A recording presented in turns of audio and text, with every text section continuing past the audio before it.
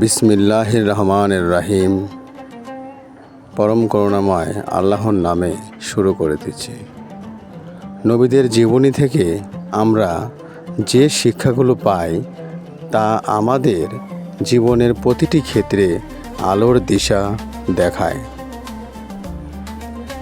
আজ আমরা আলোচনা করব হযরত আইয়ুব আলাইহিস সালাম এর জীবনের একটি গুরুত্বপূর্ণ অধ্যায় নিয়ে।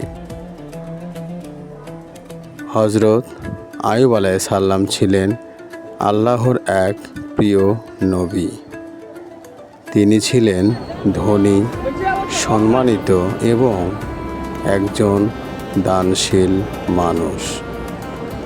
কিন্তু আল্লাহ তাকে পরীক্ষা করার জন্য তার সকল ধন সম্পদ কেড়ে নেন, সন্তানদের মৃত্যু দেন, এমনকি কঠিন এক রোগে আক্রান্ত করেন। তবুও হযরত আইয়ুব আলাইহিস সালাম কখনো ধৈর্য হারাননি।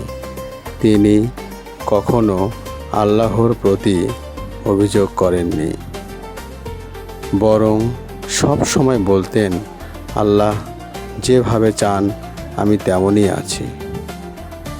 তিনি দাতা, তিনি পরীক্ষক।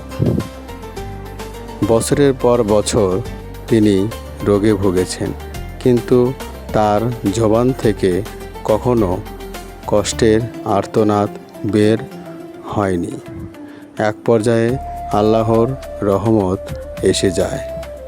তিনি দোয়া করেন, হে আমার প্রতিপালক, আমি কষ্টে পড়েছি এবং আপনি পরম দয়ালু। সূরা আম্বিয়া আয়াত ৮৩।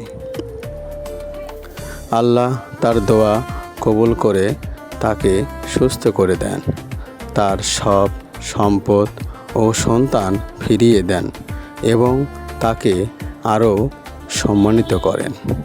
এই কাহিনী আমাদেরকে শেখায় ধৈর্য, তাওয়াক্কুল এবং সব পরিস্থিতিতে আল্লাহর প্রতি পূর্ণ বিশ্বাসী হলো আত্মিক সফলতার মূল চাবিকাঠি।